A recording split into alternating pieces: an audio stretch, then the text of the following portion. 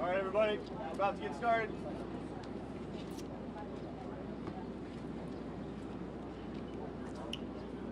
Good morning. Thank you for being here today. My name is Stephen McCraw, Director of Texas Department of Public Safety. On Tuesday, the District Attorney for the 38th Judicial District, Christina Mitchell, requested that the Texas Rangers under the Department of Public Safety assume lead responsibility of this horrific murder of 19 innocent child and 2 adults. Our goal today is to provide the parents, the community of Uvalde, the public, as much information as we can on where we are on the investigation. We're here to report the facts as we know them now, not to defend what was done or to criticize what was done or the actions taken. I'll begin first and foremost with the timeline as we know it. The second timeline I'll discuss is the 911 timeline. Then we'll talk about the relevant social or digital media footprint of the subject. Then we'll also have plenty of time for questions at that point.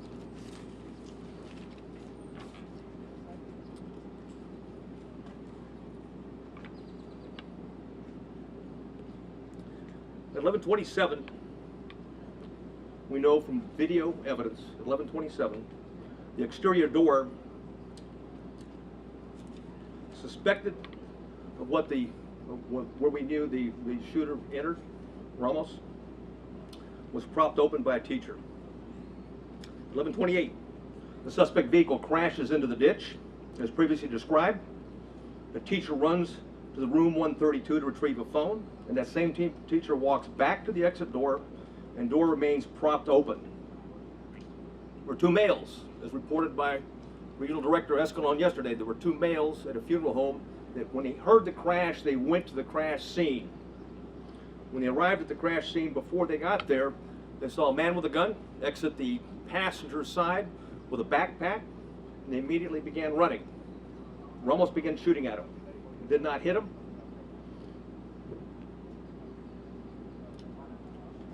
One of the males fell when he was running. Both males returned to the funeral home while they're running. And then again, we see through video, teacher reemerges inside the school in panic and apparently calls 911. 911 call at 11:30, that there was a crash, man with a gun. 11:31, the suspect reaches last row of vehicles in the school parking lot. 11:31, the suspect shooting began at the school while patrol vehicles got to the funeral home. I'll point out where it is.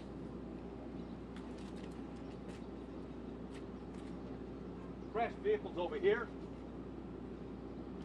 Suspect was hiding behind a vehicle, started walking down, shooting into the classroom.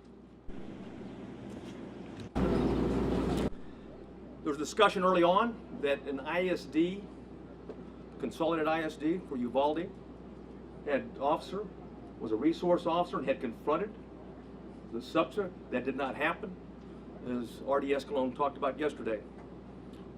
It was certainly stated in preliminary interviews, but often these preliminary interviews and a cursory walkthrough doesn't reveal the type of information, and certainly, police officers, like anyone else, under stress, sometimes witnesses get it wrong. But the bottom line is that officer was not on scene, not on campus, but had heard the 911 call with a man with a gun, drove immediately to the area, sped to what he thought was the man with a gun, to the back of the school, what turned out to be a teacher, and not the suspect. In doing so, he drove right by the suspect, who was hunkered down behind a vehicle, where he began shooting at the school.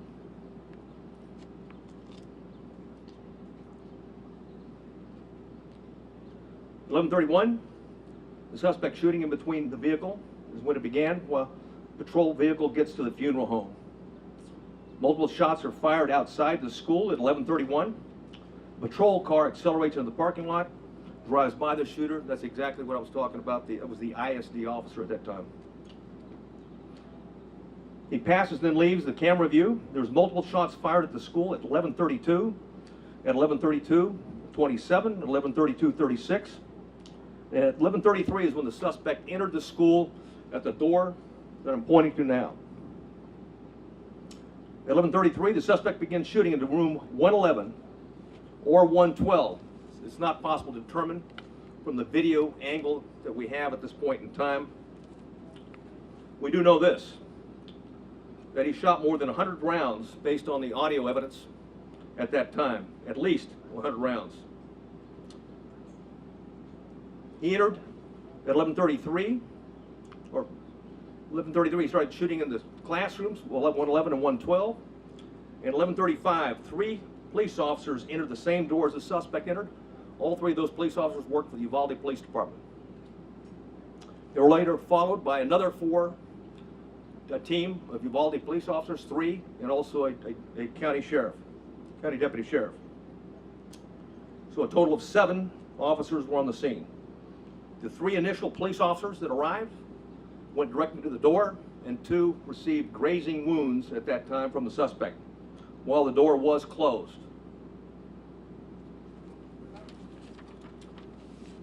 At 11:37, there was more gunfire. Another 16 rounds was fired at 11:37. 1 at 11:37 and 16 seconds, 11:38, 11:40, 11:44. At 11:51, a police sergeant and USB agents started to arrive. At 12:03, officers continued to arrive in the hallway, and there were as many as 19 officers at that time in that hallway.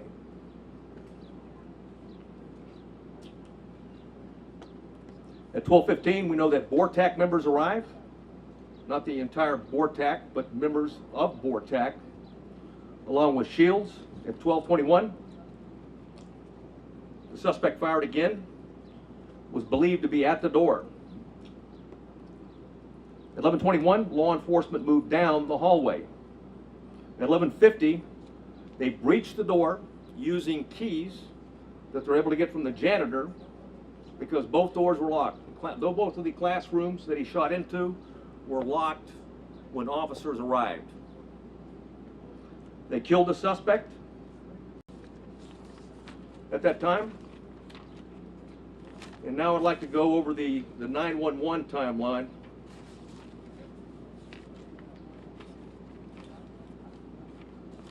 Which I'll warn you is not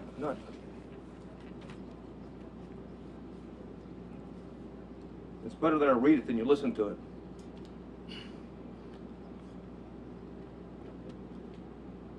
The caller identified, I'll not say her name, but she was in room 112, called 911 at 12:03. The duration of the call was 1 minute and 23 seconds. She identified herself and whispered she's in room 112. At 12:10, she called back in room 12, advised there multiple dead. 12:13, again she called on the phone. Again at 12:16, she called back and said there was 8 to 9 students alive. At 12:19, a 911 call was made, and another person in room 111 called. I will not say her name. She hung up when another student told her to hang up. At 12:21, You could hear over the 911 call that 3 shots were fired. At 12:36, 911 call that lasted for 21 seconds. The initial caller called back, student, child, called back, was told to stay on the line and be very quiet. She told 911 that he shot the door. At approximately 12:43 and 12:47, she asked 911 to please send the police now.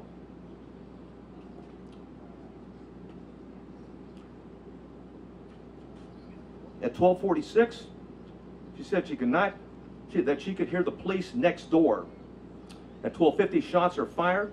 They can be heard over the 911 call. And at 12:51 is very loud and sounds like the officers are moving children out of the room.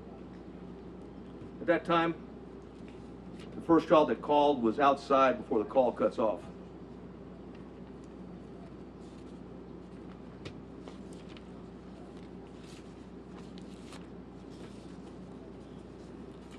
Additional information that we have is that there are 58 total magazines at the school related to the crime scene. 11 of those magazines were inside the school. 3 were on the suspect's body. 2 in room 112, 6 inside room 111. 5 were on the ground, 1 was in the rifle. There were 32 magazines outside the school, but on school property. 1 just outside the school building and 31 in the suspect's backpack that he did not take into the classrooms with him. There was 15 magazines at the crash site. There were 2 magazines at the suspect's residence for a total of 60 magazines. He had purchased and had a total of 1,657 total rounds of ammunition. 315 of those rounds were inside the school. 142 of those were spent cartridges. 173 were live rounds. 922 were outside of the school, but on school property. 22 of those were spent cartridges. 900 were live rounds. 422 were at the crash site. 22 were spent cartridges. 420 of those were live rounds. There's 35 spent law enforcement cartridges total in the school. 8 of those were in the hallway. 27 were inside the classroom. 111 where the suspect was killed.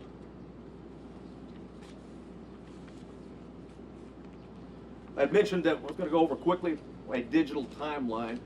One of the things we talked about early, and I want to correct something that was said early on in the investigation, is that he posted, on Facebook publicly that he was going to kill that he was going to shoot his grandmother. And secondly, after that he was going to, that he had shot her, and the third, that he was going to go shoot up a school. That did not happen. It was actually on a message. It was a Facebook application, messenger application to somebody else that he had a conversation with.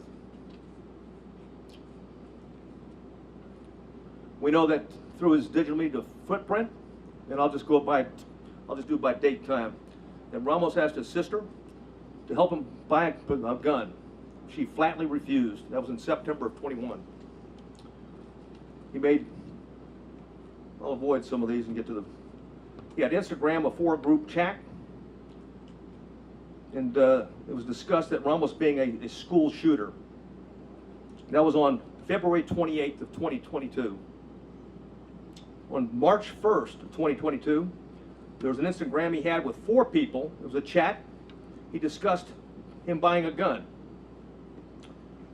On March 3rd, 2022, there was another 4-person chat. Quotations, word on the street is you are buying a gun. Ramos replied, just bought something. RN.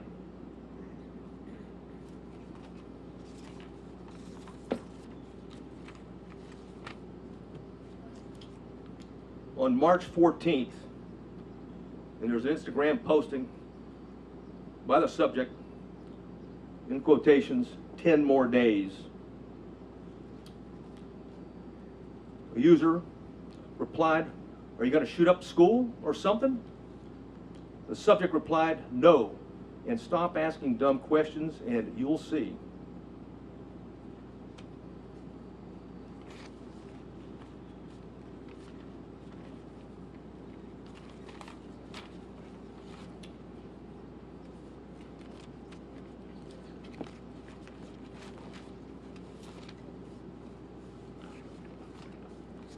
I know you have many questions, and I've agreed to stay as long as we can, and answer as many of those questions as we can.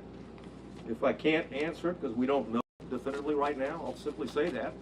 And it continues to be a preliminary investigation. There's, literally, certainly over hundreds of interviews that have been conducted, will continue to be conducted, and there's thousands of leads that are being pursued, not consecutively, but concurrently, and thanks to our federal and local partners. And I do want to mention behind me, we've got the FBI Special Agent in charge. We also have an ATF Special Agent in charge, or ASAC, and of course, who else? What I got behind? Okay, Texas Rangers. If there's any specifics that I haven't covered that I might need their particular support on. I do want to cover one thing quickly though before I go to questions, and that's some of the questions that we have already received. And one of those is going around now that in fact the subject had been one of the two arrested by the Texas Rangers and the local police back in 2018. That's not the case. He was not one of the individuals. In fact, we have found no links, associations, relationships in that investigation. Clearly it was a threat. It was back in 2018. The two juveniles were charged with attempted or conspiracy to commit capital murder. There's no question that we thought, and we had evidence, and certainly the district attorney agreed, that these juveniles, one 13, one 14 years old, was a threat to Uvalde. And there was a discussion at that time, even the senior year of the one that was 14 years old, which would make it 2022. However, that was not the subject.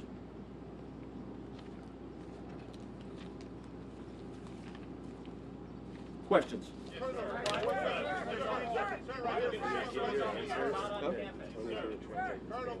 Oh yeah. Oh, one thing I want to say, one thing I failed to say is that when we're done, we have Tony Pena with us. He's going to translate into Spanish, okay, what the answers and the questions are afterwards.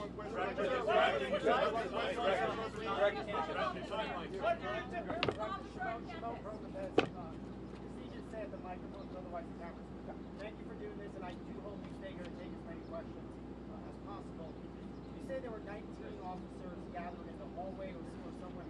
What efforts were made to try and break through that door? You say it was locked. What efforts were the officers making to try and break through either that door or another door to get inside that classroom? None at that time. Why?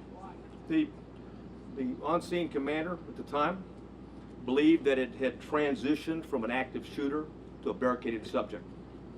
Sir, you have people who are alive, children who are calling 911 saying, please send the police. They are alive. In that classroom, there are lives that are at risk. Hey, we're well aware of that. Right, but yeah. Why was this made not to go in and rescue these children? Again, the on-scene commander considered it a barricaded subject, and that there was time and there were no more children at risk. Obviously, based upon the information we have, there were children in that classroom that were at risk, and it was in fact still an active shooter situation and not a barricaded subject.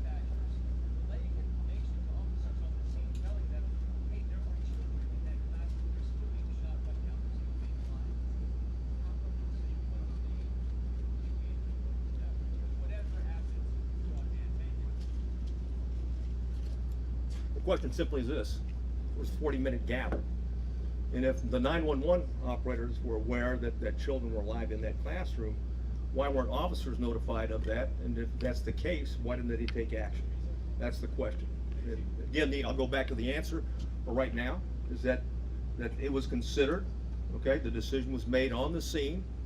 I wasn't there, but at the same point in time, a decision was made that this was a barricaded subject situation. There was time to retrieve the keys and wait for a tactical team with the equipment to go ahead and breach the door and take on the subject at that point. That was the decision, that was the thought process at that particular point in time.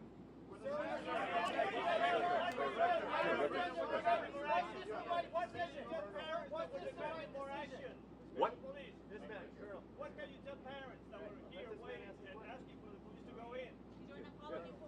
Yeah, there was 19, like I said, there was 19 officers in there. In fact, there was plenty of officers to do whatever needed to be done, with one exception, is that the incident commander inside believed they needed more equipment and more officers to do a tactical breach at that point. That's why BORTAC was requested on the scene. As soon as they were there, they executed, they searched, or at least a dynamic entry, and went in, and of course, that was not till 12, that was not till 12:57.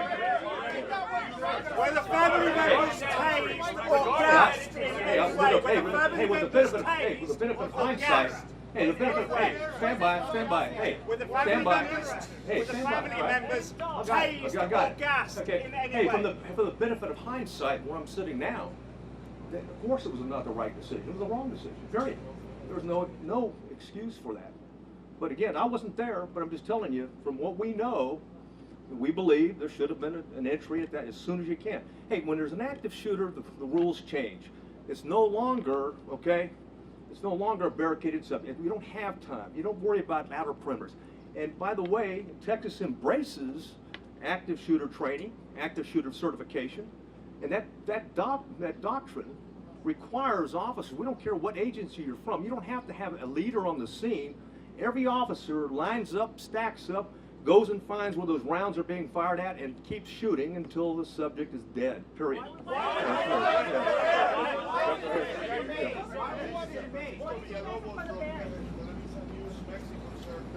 Obviously, countries south of the border, it's very difficult to understand how the most powerful nation in the world, the citizens have access to high-end weapons, and this is happening over and over and over again. This now getting children. I don't mean to one day try to quarterback with you guys. You're very nice people, but listen, questions, please.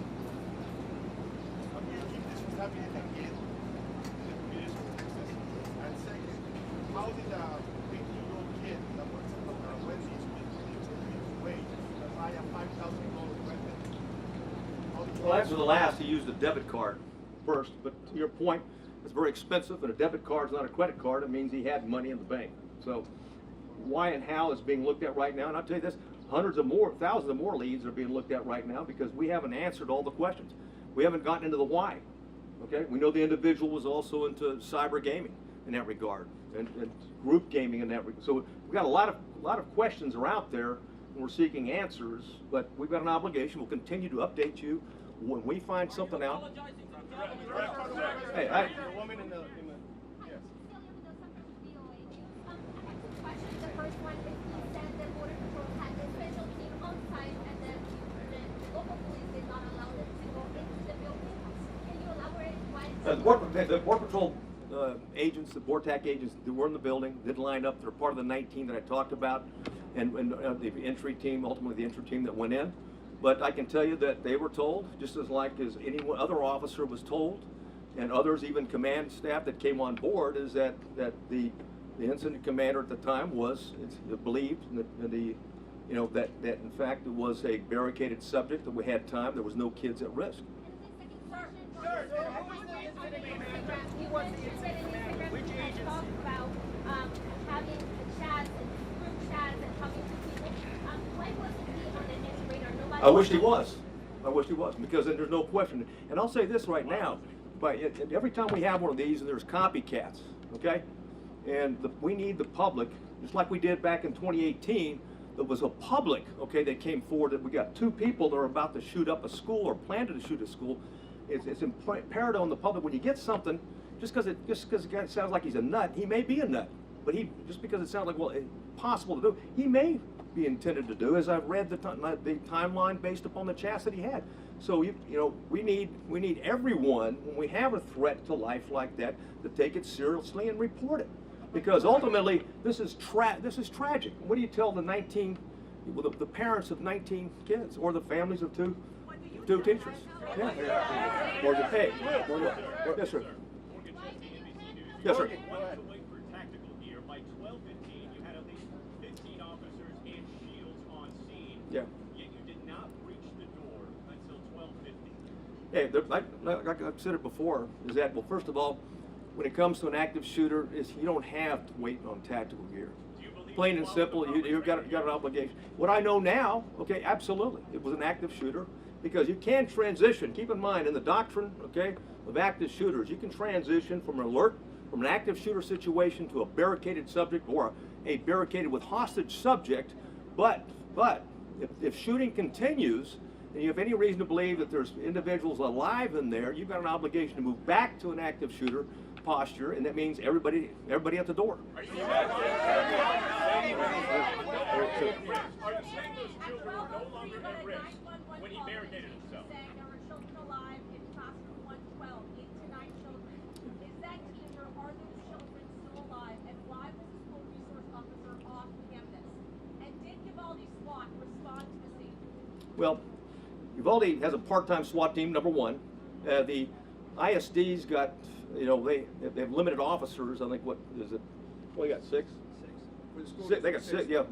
The Consolidated Independent School District has 6 officers, and they didn't have one posted at that location. And someone said, hey, what do you tell the parents? I mean, you know, bottom line is that, or someone talked about and said, when there's kids in the room, why wasn't there an entry? Because it was believed, like I said at the time, that the subject was stationary, barricaded, there was no risk to other children.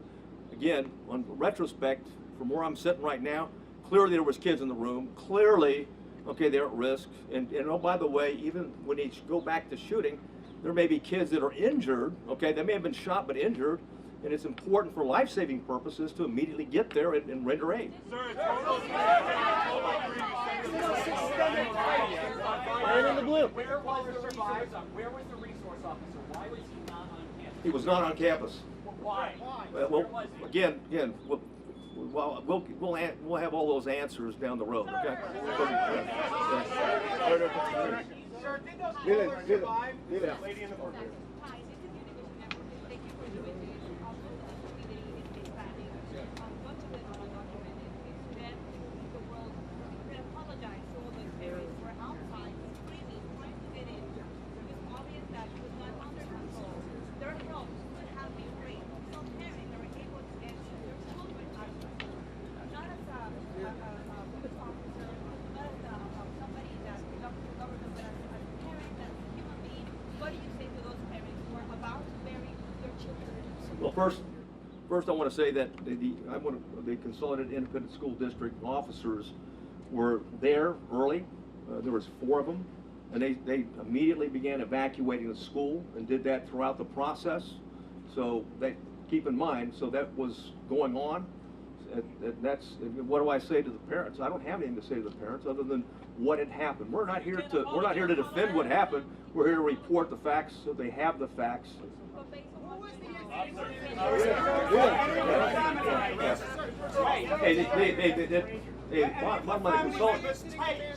Were any of the family members gassed or tased outside the building? I'm sorry? Were Oh, any of the family I don't have any information on that.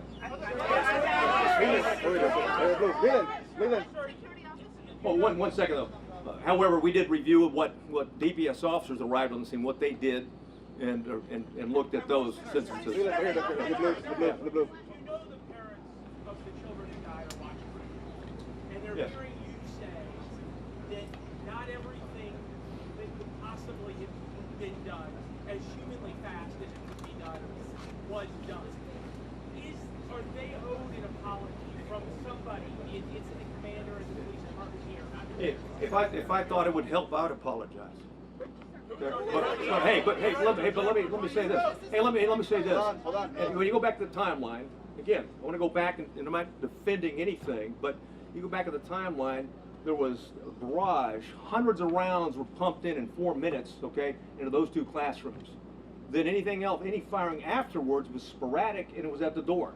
So the belief is that there may not be anybody living anymore, and that the subject is now trying to keep law enforcement at bay, or entice them to come in to suicide by contact. I understand it. I reported that.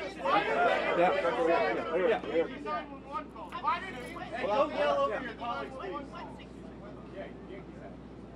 Jack Morford from the New York Post. Two questions.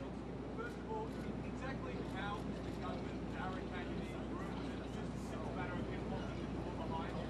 And secondly, why all 1,657 rounds from away out back into that Jefferson?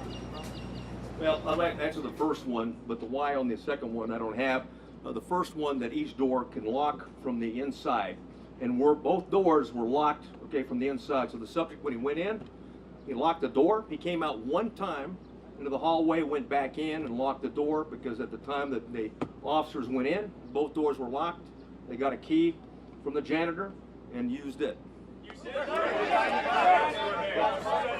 first call came in inside the classroom at 12:03 and you breached it at 12:51. How many students died in those 48 minutes? I don't have that answer. We're looking at it right now. Hold on. Good.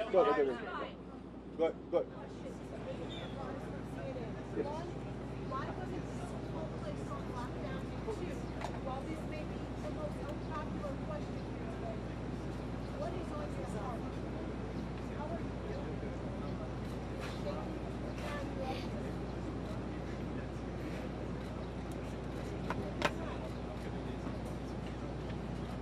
Yeah, thanks a lot.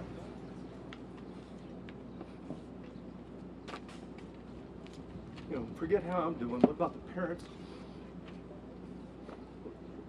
of those children? Don't forget about me. What about me or officers and stuff like that? We take an oath to uphold the law and protect people. And anytime something tragic like that, we want to know why it happened and if we can do better next time, is the bottom line. And call it like it is. It is tragic. Quite frankly, I mean, there shouldn't be anybody. You know, ideally, we've been able to identify this guy as a suspect and address it before he even thought about attacking, on the 24th. Green. Go ahead. Over here. There's a lot of ammunition, a lot of rounds. Are there other people that you're looking at to arrest that aided them? And we're looking at other people. Absolutely. Anybody who's been in contact, we're looking at anything. And links to associations, people that may have known something, and will continue, and may have been involved in some chat room gaming along with them. So there's nobody that we're not going to talk to and look at. And it's certain, I can assure you that the district attorney is very proactive and very concerned about this, and that if any evidence that we bring to her that someone was an accomplice or an enabler or didn't do what they should have done, if it's in violation of the law and it meets the probable cause standards, I have no doubt that she'll take care of business just like she did back in 2018 when we had 2 juveniles plot a capital murder at the school. You had 911 calls at 12:10, 12:13, Yes. 12:16. The shooter wasn't killed until 12:50. Did any of those 911 callers survive? Yes. I can't tell you that with certainty, but more than one survived. How many children got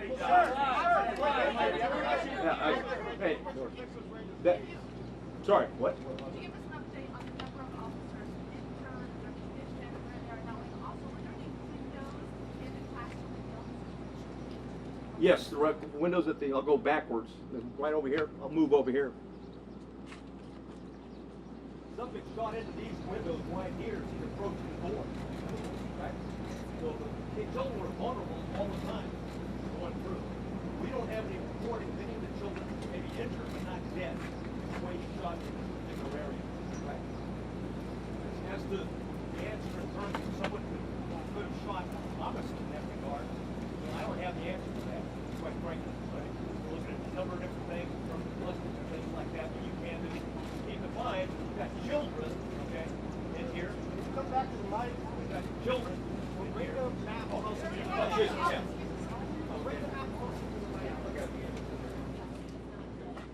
Right.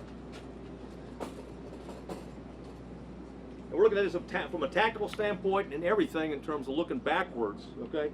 And certainly one of the things is, what was the access at 111 and 112 in that regard? And also, you know, there's other access points as well.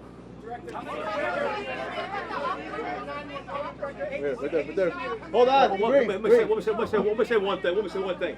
One thing I didn't point out, okay, is that when we've got him going into these rooms, right here's the Jack and Jill restroom between. So not unlike Santa Fe, the classrooms are separated, but they're really connected. So you can move back and forth between those two classrooms. In the green. Yes, sir. Was the incident commander receiving the information coming via the 911 call? And if so, why not? And if so, speak to the level of investigation that you're putting into that very question. Yeah, that question will be answered, but I don't have I'm not going to share the information we have right now, because I don't have the detailed interview right now. Go ahead, sir. Right there. Yeah. Go ahead, If it was a barricade situation, did any police officers go in and get their own kids while the parents were outside? Not that I'm aware of, no. Right there. Go ahead. Yes, please. How many children called 911 and you know for a fact if any of those children died? I know for 2, for certain did, and those 2 did not die. And why was that propped open door still propped open even after the incident was occurring with shots being fired at the funeral home? Bottom line is, we reported what happened. Is that back door was propped open. It wasn't supposed to be propped open. It was supposed to be locked. And certainly the teacher that went back for her cell phone, it propped it open again. So that was an access point that the subject used. Do you believe that the teacher is in Right there. Go ahead. Blue. Go ahead. Hold on. You have said in hindsight mistakes were made. A Democratic congressman is now calling for the FBI to investigate the response here. Yeah. Is going to be held accountable? Well, first of all, we welcome the FBI. There's a reason why there's the FBI special agent in charge behind me right now. They play a vital role. And again, this is about finding facts and reporting facts as quick as we can.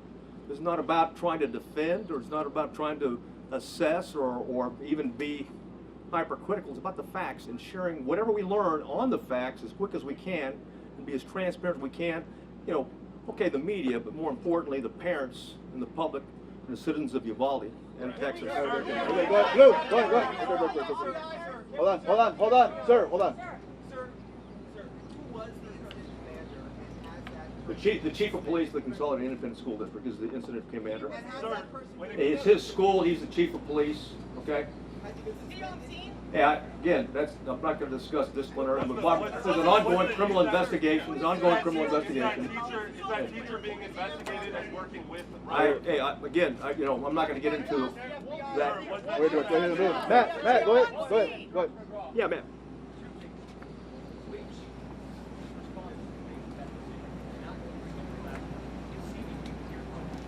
The chief of police of Consolidated Independent School District, he was convinced, and again, I want to go back and say, he was convinced at the time that there was no more threat to the children, and that the subject was barricaded, and that they had time to organize with the proper equipment to go in. The subject already had hit, 3 officers, and hit 2 officers, and I didn't answer the final question. A third, a border patrol agent, was grazed as well, but no police officer was seriously injured. During that time, were the officers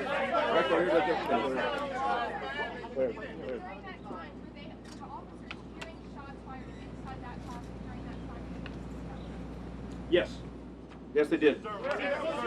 He shot, and I went through the timeline before, where he continued to shoot, and periodically, sporadically. So while they're waiting outside for the proper equipment, they're still hearing The last, I think I already gave you the timeline, and I'm sure I went through it, but the last time that the shot right before the entry, okay, was he shot at 12:21. So at the officers or at the children? no, not at the children. Okay, we don't know yet. We believe it was at the door, is what he fired at. Go ahead. Right there. That's. Hold on. What kind of equipment did law enforcement have at each specific moment of the response? Hey, well, we know that beginning when the BORTAC agents arrived, they had 3 ballistic shields.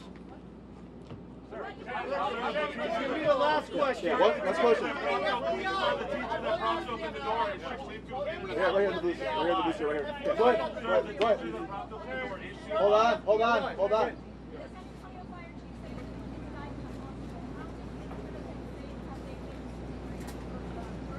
I don't know. Time to go. You good? You good? You good? You good? No, that's fine. You good? Yeah, I'm going. Let's answer the question. Now, what do you think? What do you think you should have done that you didn't? I've already said that. I've already said. First of all, hey, Texas embraces and teaches, okay, the active shooter doctrine. The active shooter doctrine, as long as there's kids and as long as there's someone's firing, you go to the gun, you find them, you neutralize them, period. And there's only, there are some nuances with transition to a barricaded subject, and also transitioning to a hostage situation. And of course, the decision at the scene was that this is still a barricaded subject that did not go back to an active shooter situation. Go ahead. Go ahead. Yeah. Where is the police chief and why is he here to take our questions?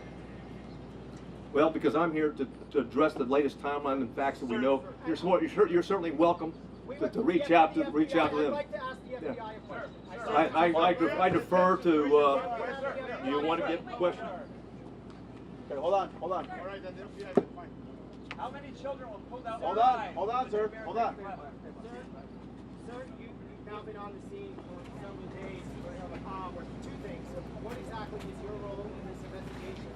And hearing all this, given that the FBI goes through lengthy efforts to study active shooter situations like this, do you think this is something that requires an independent investigation by whether a federal agency, by you guys, or someone else? Thank you for the question. So my name is Oliver Rich. I'm the special agent in charge of the San Antonio division. First, I want to say I understand there are a lot of questions and there's a lot of frustration in the public, and our heart goes out to the families and the victims in this tragedy. I will say our role here remains the same.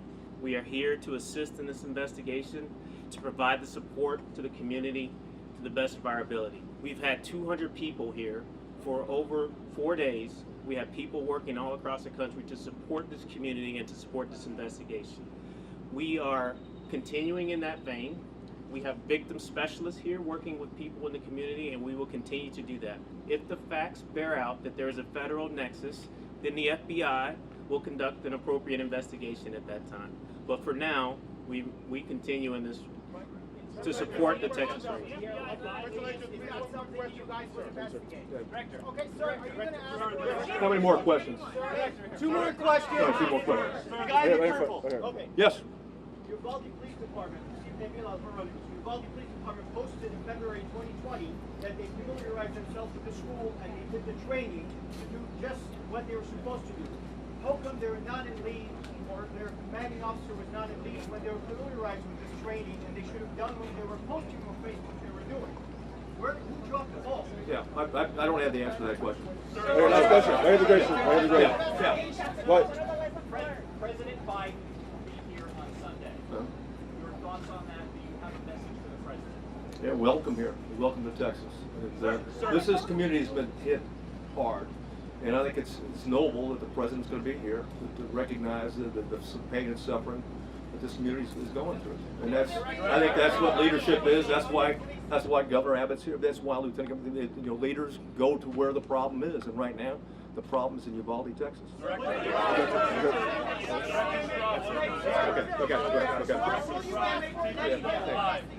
Who did the chief consult for 30 minutes?